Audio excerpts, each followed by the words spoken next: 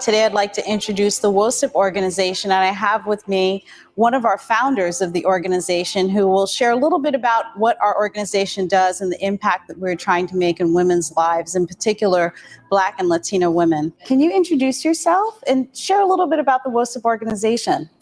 I am Kenesha Wofford Woods. I am the Director of Marketing for WOCIP, and in fact, I am indeed a founding member who has led the creative direction and brand strategy for WOCIP since its implementation in 2015. Quite honestly, what we are seeking to accomplish is to really kind of transform the landscape for women of color in the pharmaceutical industry, but more importantly, helping them to find their way, helping them to find their purpose. So tell us a little bit about how has WOCIP impacted you personally? Wow. When I think about the strategy for my career, initially it was about sustainability, security, and comfort.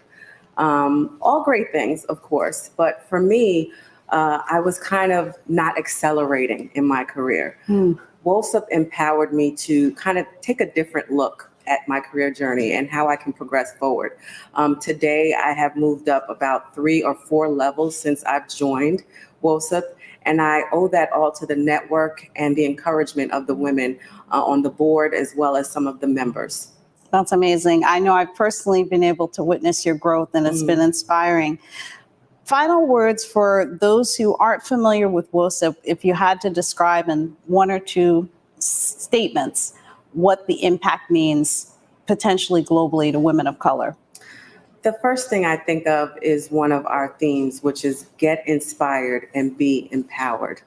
That's what WOCIP means. Quite honestly, no longer should we just sit down and just wait for opportunity. Gain insights, learn from other women, seek out individuals who are in positions of influence, and take charge of your career. So Kenesha, one of the ways we've bring women together over the years is through our annual conference, and this year is our 4th annual conference. Can you tell us a little bit about the theme, The Greatest Show, and what inspired you for that? Honestly, the greatest show represents the collective, the power of the women in this organization. It is a spotlight on us. It's a spotlight on us as Black women and Hispanic women who are definitely making moves. We are transforming the pharmaceutical landscape, and that's what it's really about. Excellent. Thank you so much for sharing that and your personal story. Looking forward to hearing more from you later. Thank you for having me.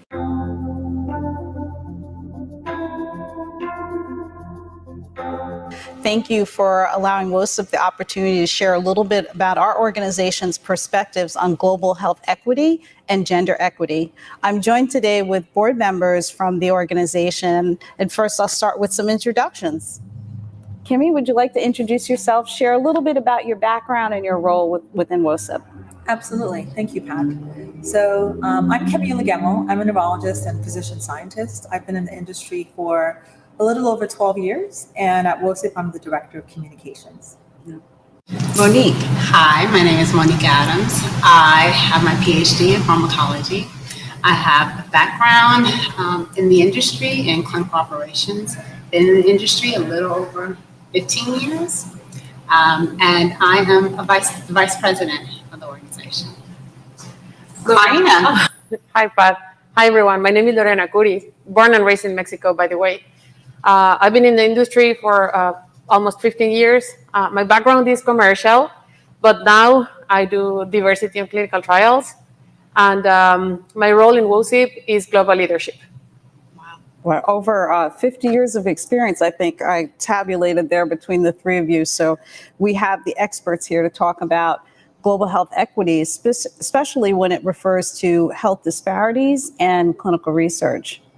Starting maybe with you, Monique, can you share a little bit about clinical research, clinical trials, the challenges we've seen in clinical trials when it comes to diversity?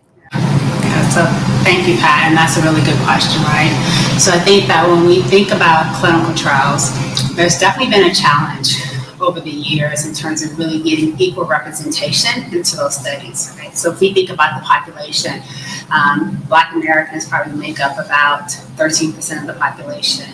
Hispanics, about 18% of the population.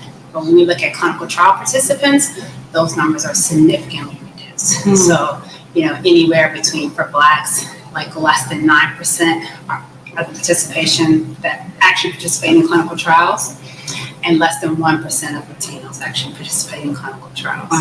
And so when you don't have that representation, you don't really have a really good feel of how safe and effective medicines will be in that patient population, right? And so that can add to some of the health disparities, because now you'll get drugs that are approved that may not be effective in that population because we didn't test it in that population. Yeah, thank you, Monique. That's, wow, 1% in the Latina community. That is always a staggering figure to me. Building on that, health disparities became illuminated during COVID. Can you share a little bit about your perspective, Kimmy, in terms of how that has impacted how we're now looking at health disparities? Absolutely. So unfortunately, health disparities have been a part of our society for far too long. And we know that communities of color are disproportionately affected and have worse outcomes. And these are in large part due to structural inequities. And these structural inequities manifest in the form of a disproportionate amount of comorbid conditions, chronic conditions such as hypertension, diabetes, obesity. And during the COVID era, these disparities have been magnified, unfortunately. So now that we know that communities of color are disproportionately affected by COVID, so above the baseline of just having those background inequities, unfortunately, if you are Black or brown, you are more likely to get diagnosed with COVID. And when you actually do get COVID, you're more likely to have a worse outcome. We also know that our communities have fewer access to appropriate diagnosis and testing, fewer access to personal protective equipment. And in the beginning, especially when the pandemic was beginning, we didn't necessarily have the right information to educate our communities in terms of the rampant nature of COVID in communities of color, that we are just as affected as everybody else. Now we know that we're more affected, and how to adequately protect ourselves. And Lorena, from a global perspective, as the global leadership development head for WOCIP, how do you see this playing out from health disparities and from a clinical research standpoint? From a Latina's perspective, is there something different happening there? So, very good question, Pat. And this, the simple is not simple. The answer is not simple. Sorry. What happens is that the less information that we have, the less viable that we will be, the less able we will be to go back to the authorities and require our drugs or our products to be registered in any market. So if we don't have information with enough population from Brazil, Brazilians or Latinos or Black people or Asian people, the health authorities will simply say, I will not approve this drug because of that. So it doesn't really matter how much amazing research we do. There is no way to connect development with access. And let's not even talk about reimbursement. That is the portion where health equities is also impacting. And that's not happening only in Latin America. That's happening in Europe. That's happening in Africa. So I would say that COVID just exacerbated the need that we have for more diversity in our clinical trials. And in the search for the vaccine and for adequate treatments, the inclusion of minorities and medically underserved populations is becoming more and more relevant. So the two are very tied, is what I'm hearing from you. Well, the UN Sustainability Goals for 2030 are really focused on action and taking action to address some of the very same issues that the three of you have raised. So I'd like to go around again to hear your thoughts on what is WOCIP doing to have an impact in these spaces. Maybe I'll start with you, Kimmy. When it comes to health disparities specifically around COVID, what has WOCIP done? Yeah, so WOCIP has done a number of things. We held a roundtable discussion very early on at the beginning of the pandemic with experts who were frontline workers, physicians, and other healthcare providers. And the purpose of this roundtable was to really educate our community and educate the society in terms of what was happening, because all the information that we were getting was really quite new. We didn't know how how COVID was spread. There were a lot of myths out there, and so we had people who were actually on the ground who had more of the correct information than people who were not, come together and give a roundtable discussion on how COVID is diagnosed, how it's spread, how to protect yourself, and things like that. So that's one of the things that WOCIP did. We also had a second roundtable that was focused on educating those of us who have children who are homeschooled. So that was a forum of educators, and they were basically giving pearls and information about how to best support your children who are in school and be able to work and function from home in a virtual environment, something that we were all not used to and really had to get up to speed quite quickly. So we had those two roundtable discussions, and they were really well attended, and we got a lot of good feedback from that. In addition, the WOCIP Society donated money to an organization called the Black COVID Doctors Consortium. And this organization is based in the New York, New Jersey, Philadelphia area. And their goals are to provide education to the community and also to provide mobile testing. And so, they'll go out into the community and also provide personal protective equipment and test people and make sure that, when they're diagnosed, they can direct them to the proper healthcare provider. So WOCIP donated to that organization as part of our efforts to combat COVID. Mm-hmm. And can you talk a little bit about some of the publications that you've been working on to address some of the disparities you've seen there and how information is being reported on COVID impact? Yeah, absolutely. So WOCIP has a publication addressing health inequities in the Black community in the midst of the COVID pandemic. And the impetus of that particular manuscript was to provide solutions that we thought were low-hanging fruit, solutions that could be implemented fairly quickly, given the effect that we knew COVID was having in the Black and Brown communities. So even though the publication was focused on the Black community, many of the solutions that we proposed were applicable to the Latino community as well, because we see similarities in terms of the disparities in both of those communities. But at that time, we had more data for Black communities, and that's why the focus was really there. So we recommended that more transparent data on racial outcomes be made available to the communities so that we know what's happening on the ground and the appropriate resources can be directed to those communities that need it most. We also advocated for more education and more testing. Also the provision of more personal protective equipment, which at that time we wrote the paper was really severely lacking. So the organization really pivoted around that time to directly address these issues and be a voice. We did. And one other thing that I'll mention that we spoke about in the manuscript is the idea of how to allocate scarce resources. So there was a publication put out by the New England Journal of Medicine that was a thought piece, really, discussing how resources like ventilators could be allocated in a time of scarcity. And some of the solutions that were proposed could be problematic for communities of color. So for example, one of the solutions was to assign ventilators to those people who were thought to have a greater likelihood of surviving or a better outcome. And as we mentioned earlier, Black and Brown communities have a higher proportion of chronic illnesses. So at baseline, if you are more ill and you don't have the right access to healthcare, and then there's one ventilator, and then you have someone who has really had really great insurance and healthcare, and you both get COVID, so you get hit twice. Wow. So we thought that, that recommendation was really misplaced, and we really felt strongly about that. Another recommendation was in terms of clinical trial participation.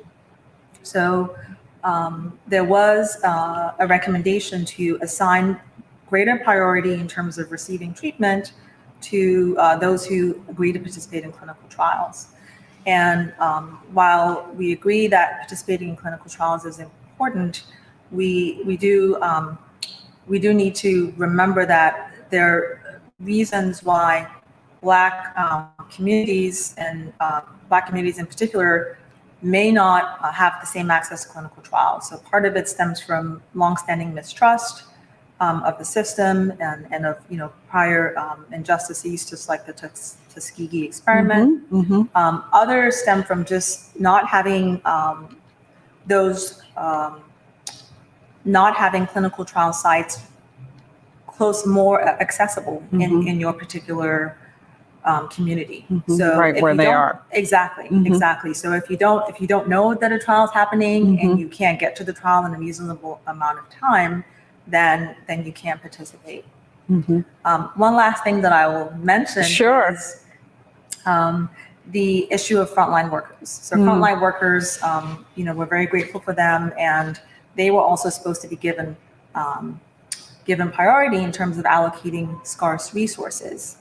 Well, we just wanted to point out that frontline workers also include those who are working outside roles such as physicians and nurses and perhaps, respiratory therapists. They include those people providing food services, sanitation services, and a lot of frontline workers are people of color who are not traditionally recognized as frontline workers, and we just wanted to make sure that that fact was brought to light.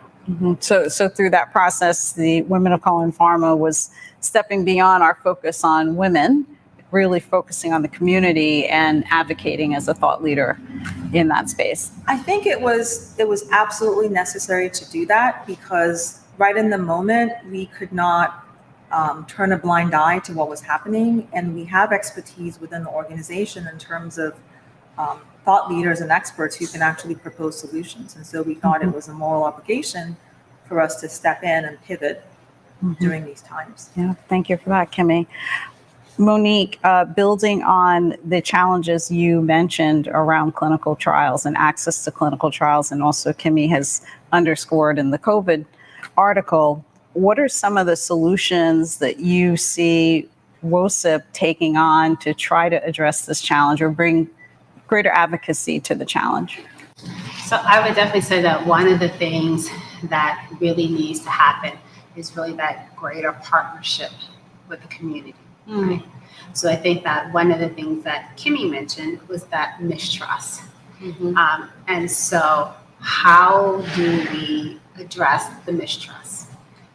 And so that is really trying to take advantage of those partnerships that already currently exist in the community and building a relationship with those partnerships to help support kind of that community outreach, that community engagement, that clinical trial awareness piece. And so I think that is where we see ourselves moving in the future, is really trying to build those partnerships with those organizations to really effectively deal with and address the mistrust, and then provide like that clinical trial awareness and education about why it's important for them to be part of those clinical trials, why it's important that when they're not a part of those trials and then those medicines get approved, that in the long term, it may impact them because there are medicines that are out there that may not be effective in that population or may not be safe in that population, that there's a side effect profile that was not realized because it wasn't tested in all of the populations of the individuals that are affected by that particular disease. Very, very, very powerful and very onerous task to take on. Lorena, building on these themes, when you think about the global work that you've been leading, where do you see the greatest opportunity is from a WOCIP standpoint? I think because this is not a problem exclusive to any country or to a specific stakeholder of the healthcare industry, collaboration is key. And the more that we work together as an ecosystem, the better. And that's not happening, as I said before, here in the US, but across the world. Another important thing is that through WOCIP, we are like providing certain tools that will help women of color to be outspoken and to take place in the decision making. And that is where the impact of thinking about diversity in clinical trials from design, the impact of having an equity lens from design can help these populations. The more inclusive this workplace becomes, the more inclusive the marketplace will be. Just think about the principal investigators or the staff at the research centers. I'd rather to go and see someone who looks like me. I feel more comfortable with that. So that's happening across the world. And your zip code, your country of origin, your background should not be a determinant of your health outcomes here or anywhere. I love that. Should not be a determinant here or anywhere. I love that. And I love your connection around raising and I guess calling out these issues that are not appropriately representing or the underlying issues around disparity and what you raised, Monique, in terms of the importance of partnership and how critical that is. We can't get here by ourselves. We can't make the dent we would like by ourselves. So partnership's going to be critical there. I'd love to hear a final round of comments from each of you when it comes to, again, global health equity and the role WOCIP is positioning themselves to take as an organization. What are your final thoughts? So my final thoughts are that even though we have proposed short-term solutions, we know that in order to really be a truly equitable society, some legislation needs to change. So I think that WOCIP would like to be, a trusted partner and a resource, and would continue to really march towards this North Star. The North Star is really to have equity for all. And, we just hope that the society realizes how incredibly important this is as a moral obligation, so that we can work together to implement solutions that are permanent. Thank you, Kami. Thank you. Very powerful. Monique? And I was going to build on, I was going to say what Kimmy said. But because one of the things that I talked about partnership was the community. But I think that the other partnership that we really need to focus on are the regulatory authorities, the health authorities, not, globally across the world, to really kind of help provide support and us really addressing the health equity issues. So, thank you. I can just say yes and yes. If not now, then when? And we need to make sure that we address it not as a trending topic or as what's happening in 2020, but establishing the processes that make us address it or solve it in a sustainable way. It's not just what's happening today. Well, thank you, all three of you, and thank you for continuing to be leaders within WOCIP. Thank you for participating in this moment with Ideagen TV and sharing with this audience a little bit about the work WOCIP is doing and leading around global health equity. Thank you. Thank you. Thank you.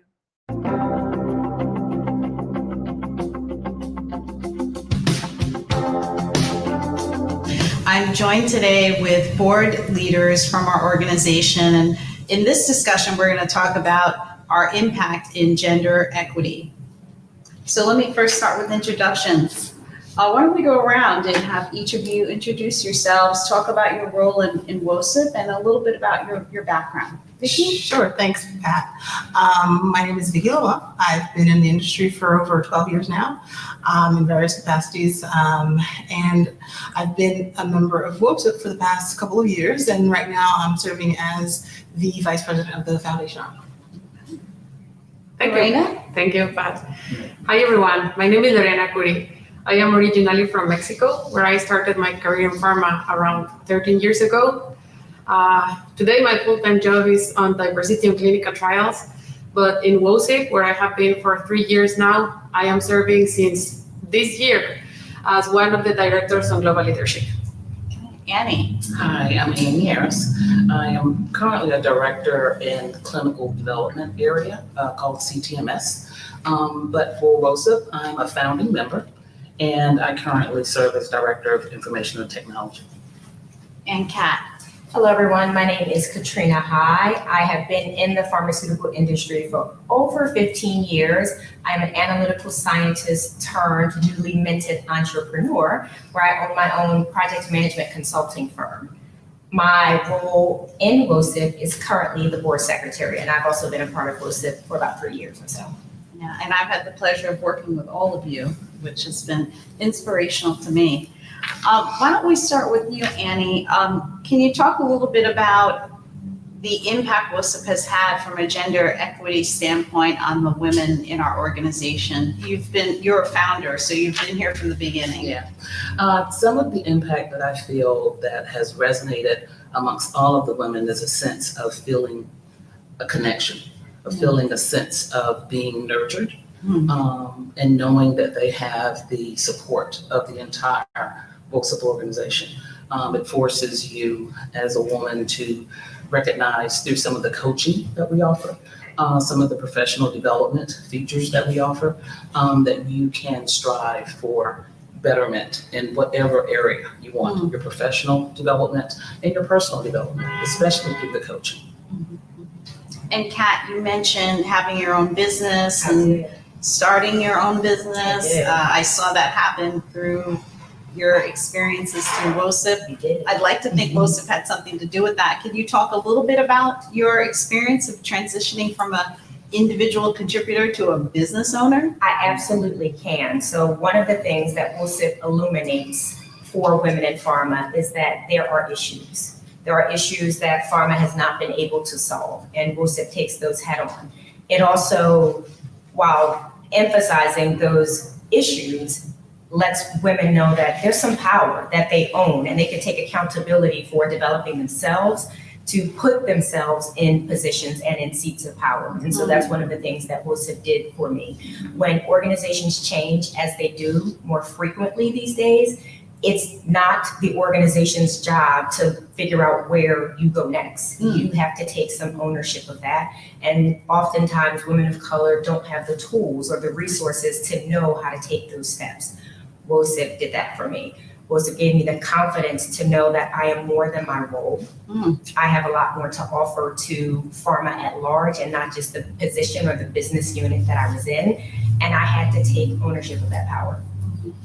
Wow, that's powerful. You're more than your role. You're more than your role. That's awesome. Lorena, from our Latina sisters, can you share what has been your experience? You're one of our newest board members.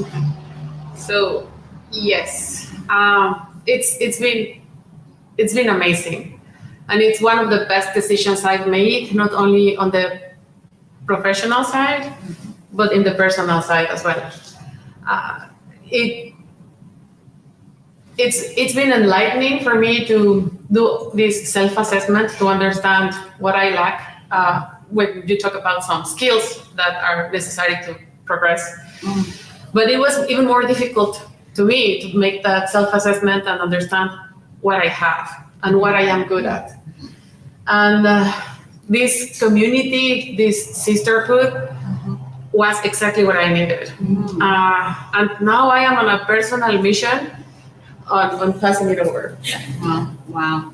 That's very powerful. As I observed the organization growing and expanding, we wanted to better connect with our Latina sisters. So it's so refreshing to see you become part of our experience and have a positive one, and the impact coming on as a board member. It's been amazing to see that transition. Muchas gracias. And personal development, just to pick you on that back on that a little bit, personal development, as Kat was speaking, I can say for myself personally, WOCIP has encouraged me just being in the presence of all of the not only the board members, but you get the energy from the members as well. I have always wanted to pursue further in my career, and I did. I decided to go back and get my MBA, and I will receive it at the end of this year. Congratulations. Yeah, so it is inspiring knowing that you have the support of your sisterhood, and you just strive for betterment. So the nurturing The nurturing environment, the environment. networking, the confidence is having everybody making moves they may not have necessarily made before. Absolutely. That's great. I mean, I can speak to personal experience. I moved to Denmark for work, and it was not until that moment where I said, I need to find community immediately. And so, and, for obvious reasons. And so, my husband helped me to find WOCIP, and we've never looked back. And so finding that community, helping you to kind of really frame and target what it is that you want to do, what it is that you can do, and really structure your development plan and your personal development accordingly. So we inspire and inspire others. Absolutely, lift as we climb. Absolutely. So you, building on your, what you mentioned, community, the importance of community. Can you talk a little bit about what WOCIP is doing now, forward-looking, in terms of having a greater impact in the community, leveraging the Pharma platform? Absolutely. I think one of the key components of WOCIP is how we can engage the community and really come around, particularly women, and really transform those gaps, and really meet the needs of women where they're at, which is the difference between equality and equity. I think there's for sure an opportunity to understand that, if we use gender equity as an example, it transcends the pharma industry, it transcends nations, it transcends governments across the board. As such, WOCIP established the 501c3 foundation arm for the specific purpose to be very intentional around engaging our communities and really supporting women in a very real way. One of the examples is recently we supported an organization that's creating scientists, and they're like from elementary school to high school, they're learning how to do bench science work. And these are young women of color who otherwise would have never had this opportunity. I think it's critical that we have that type of representation, because when you think about the conversation of equity, those little girls may not have had the benefit of ever seeing that before, versus other girls who kind of grew up in that space and know what that looks like. And that career path and trajectory is very clear. Yeah, so powerful. Starting at a very young age, seeding that aspiration that you can be a scientist, you can do more. And there are women who look like you that are doing it. Right. Annie, can you talk a little bit about what you've done outside of WOCIP as a result of being part of the board, growing as a leader, and you've taken a lot of this back to your role professionally? Yes, I have. As a founding member, being outside of Pharma, I support Pharma in my role as a being a part of CRO. We did not have the same types of employee resource groups formulated that supported women, or supported diverse of the Black ERG. And so I decided to formulate one at my CRO. So I'm currently the chair of the Women's Empowerment Network. And we started last year. We're on our second year, and it has propagated out to have 16 different chapters around the company. It's amazing. In all in 16 different locations. Wow. So that all started because of my experience with WOCIP and knowing that this was something that was truly needed for women. Absolutely. Pat, can I go back to something Vicki mentioned? So she mentioned traveling to Denmark and needing community, and she mentioned community, but WOCIP is a global community. Yeah. She also mentioned meeting women where they are. So we are a collective of women of color, and that is African American and Latino women and women from across the globe. Right. And we all might be in different places in our pharmaceutical journey just because of where we are. Right. So just wanted to. Absolutely. Well, just going to that as well, you just defined our target audience as Black and Latino women globally. We have a global organization. We're also seeing a lot of our women taking on similar roles like you, building out their own companies that are servicing the pharmaceutical industry, which is awesome to see that transition. Can you talk a little bit about how do you see those sorts of shifts making an impact in gender equity? Absolutely. So there was a Forbes article that I read recently. I think it came out in March of 2019, specifically talking about gender inequality and how it's leading to more women to go into entrepreneurship. And of that cohort, there is a larger number of women of color that are starting their own businesses. And it's namely because it allows them to, number one, take control of their finances. So the equity piece. Oftentimes we know we're probably not getting what we deserve for a myriad of reasons. And it also allows you to control the social constructs of your company. You can create the culture that you want, and you're not boxed into being forced into a culture that's probably not fit for you, or it's not going to support what you need and the way that you need it. So this equity piece, I think, is playing out in a very real way in how you see women starting their own businesses. Going back on that topic, I wanted to mention that one of the pillars that we founded, that the foundation was kind of based on, is the UN Sustainable Development Goals, including gender equity, economic growth opportunities, and health equity as well. And I think having those as our focus on how we create programming and development opportunities to help kind of prepare women to meet the moment and the current kind of market to transform the communities where they live is critical. Yeah, that's a good point. Lorena, any thoughts from you that you'd like to share from one of our leaders of the Global Leadership Committee, what you've observed from a gender equity standpoint? So I think there are two very important things that are related to this. The first one is the gender part, and the other one is the cultural part. Like, it doesn't really matter where you are. I don't want to say that we are already in a disadvantage because of being women, but yes, we are. And also, like, the race, the color of your skin, and where you're from is like an additional hurdle or an additional barrier that you need to trespass no matter where you are. So we have embedded cultural behaviors of just like being hardworking, responsible, and just okay with what we receive. No? So that, tagging back to the equitable leadership framework that we are developing, is providing us the awareness and building the tools on making sure that no matter where you are, you can make it. And you can reach out for help. You can see all the programming that we are developing. You can utilize all the resources, and you can always rely on your network, because that is what we are. I wanted to say that we found that power, like individually, but also as a collective.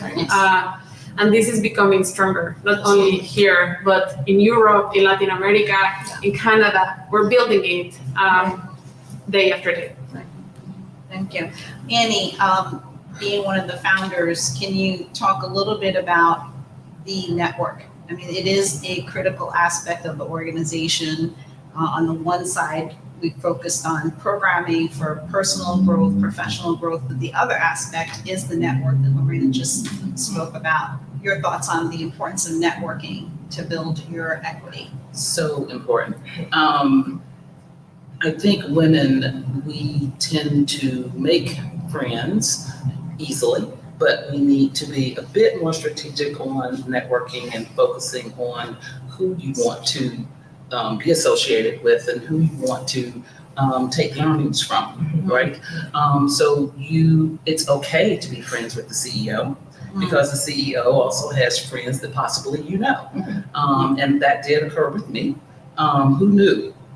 And when you open yourself up to the availability of being available and networking, it can be utilized throughout your career. Pat and I met in the 90s. And Don't tell me. and that connection has stayed throughout the years, and helped with the formulation of WOCIP. Yeah. I got a phone call in 2015, right? And it was based on that networking that occurred.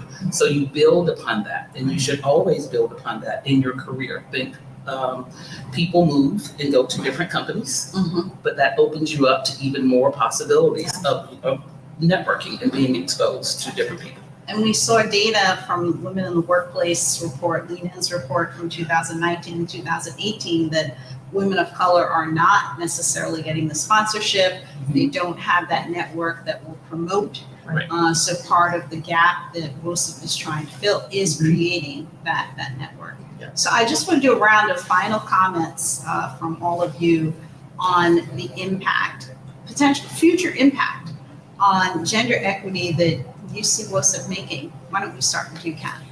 So I think one thing that I always think about in this collective is if you want to go fast, go alone. But if you want to go far, go together. And something that Lorena mentioned that reminded me that WOCIP is changing the conversation. Like equity is becoming a word that not only amongst the board or amongst the members that we're utilizing, but we are putting that word out into the atmosphere. And people are going to start to have to answer or at least think about it from their own perspective. Is it equitable where I am? So for the future, I think equity will be a part of the conversation. And WOCIP will be at the forefront of the thought leadership, helping to push the agenda. Wow, I love that, changing the conversation, putting equity at the forefront. Yeah, and piggybacking a little on what Kat just said as well, the equity is something that you are thinking of. With WOCIP, you're thinking of it because it's the conversation that's going on, not just right now. It has been from the beginning of WOCIP, right?